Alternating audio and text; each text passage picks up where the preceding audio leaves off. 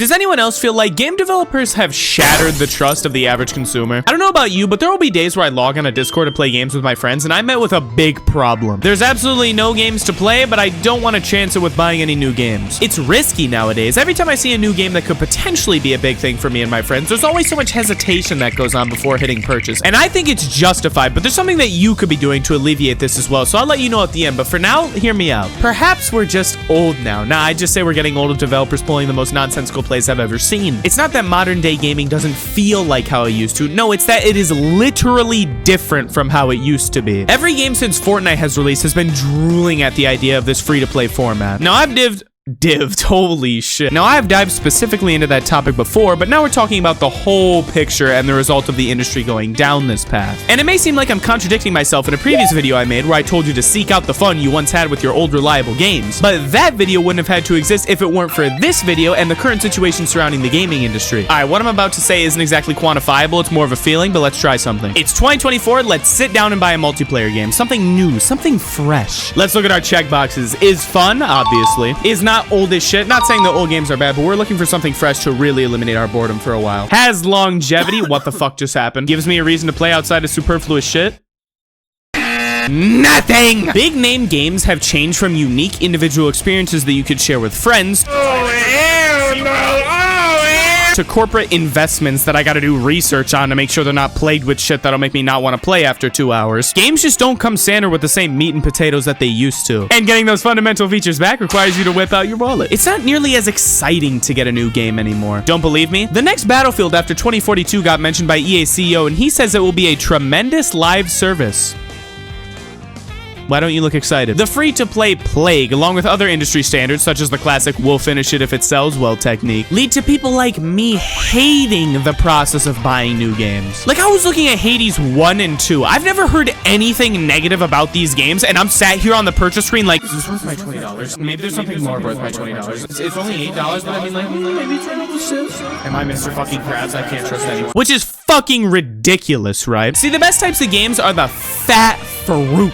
You could squeeze the enjoyment out of that motherfucker for months. So much so that you don't even think about the money you spent on buying it because you know it was worth it. And here's what the average big name game feels like in 2024. Like, how cool would Valorant be if it was a $60 game and all the crazy unlockables that they release, which are some fucking heat, by the way, were just unlockable by playing the game alongside other fat shit to keep you playing? Game developers will obviously do whatever they can to make the maximum amount of money. But as of recently, it's felt like every game I've tried ends up being an attempt to open my wallet or a surface level deep bear trap that knew it had got me the moment I had clicked purchase. Yeah, we'll finish the game if it sells well. You could argue my standards are too high, but this was absolutely never a problem until every game under the sun started trying to recreate the success of this dude. Like, most people say Fortnite did free to play right, but I thought it was a scam back then, and I still think it's a scam now. Now, as a result, the way big games are formatted now is tolerated more so than it is enjoyed. This format has led to that big hesitation that comes with buying games, and it makes finding video ideas a real pain in the fucking ass. Instead of, yo, you trying to buy this game real quick? Now it's, yo, you,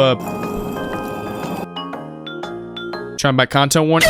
Me and my friends have most definitely missed out on some amazing games because no one can agree to buy anything. The games that should be capable of becoming the next big thing aren't because they're not honest anymore, which is why people like to stick to the same games they've been playing for the past fucking eternity. But I don't even blame them. Who wouldn't be hesitant to buy anything new given the current situation? You want living proof of this whole situation? Well, look no further than Call of Duty. We've all played at least one, and we've all stopped at some point too. This series went from an honest, safe, great line of FPS games with a lot of unlockables and player expression to a soulless mess surrounded by disgusting attempts to get you to reach for your wallet. And it's not even free. It lives and breathes off of broken promises and lies that, oh, this COD's gonna be different, guys, and people still buy it year after year even though they know it's gonna be ass. Not trying to diss your favorite series if you happen to love COD, by the way. Don't let me stop you from having fun. I'm just acknowledging how the series has kind of gone down a scummy route in my eyes. You know how it is. Dang, this is a pretty negative tone video. Let's involve the viewer. You watching this video right now, you got 2 eyes, maybe you only have one. Regardless, point them at the screen right now. Why do games do this? Well, because it works. It is in-fucking fathomable how some people are actually willing to pay for skins under these conditions. But at the same time, I've done it myself. It is scary how effective these games are at getting us to buy useless shit. I know you've looked at least one skin in a game, saw the fat-ass price tag, and still began to consider it. And if you caved in and actually bought a skin, let me know about it in the comments below. This channel is a safe place of healing and solitude, and also I think it would be really funny to read them. People aren't looking for anything revolutionary when they're browsing for new games. It's just that looking for games that'd actually be worth you and your friends' time and money are almost impossible to come by, at least when I go looking. We all know how games are made now. The expectation for them has dropped severely, so there's almost no reason to take the risk that comes with buying something new, so people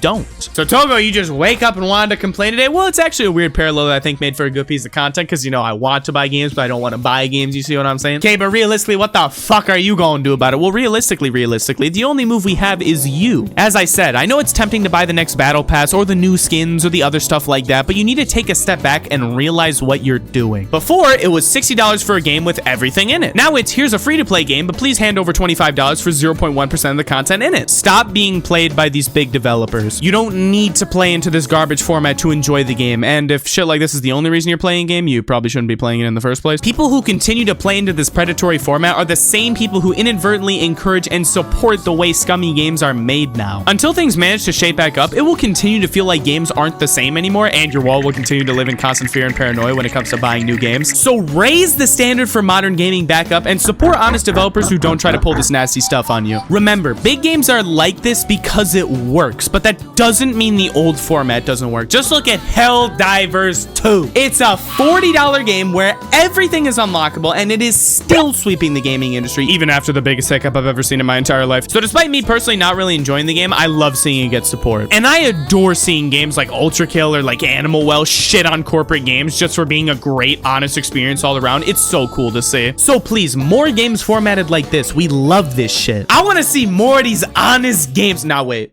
I want to see some more honest fat games. That's what we're looking for. Yeah, like that. So now you know why it takes Papa Toko a whole fucking week to put out a YouTube video. It's because I don't have any games. But thank you so much for watching this video. Go follow my Twitch. I stream a lot. Hopefully this video still came out okay after Editor Toko went to town on it for 12 hours. Because I have a fucking headache right now. But who gives a fuck? We're closing in on 9K subs. Hit the fucking button. The fuck are you looking at?